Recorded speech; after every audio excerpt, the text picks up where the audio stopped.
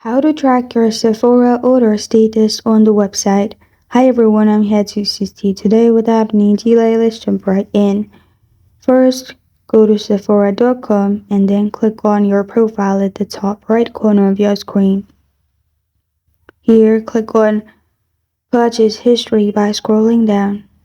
After you click on Purchase History, you'll find all your orders in here.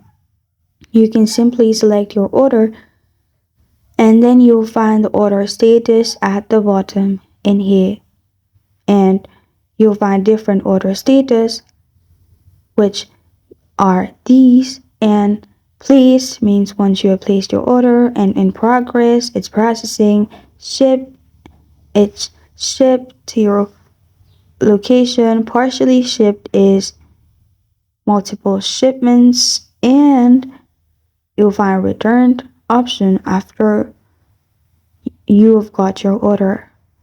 And this is how to track your Sephora order status on the website. Thank you for joining me today. If this video helps you out, please leave a like and subscribe for more. Got a question or want to suggest a topic?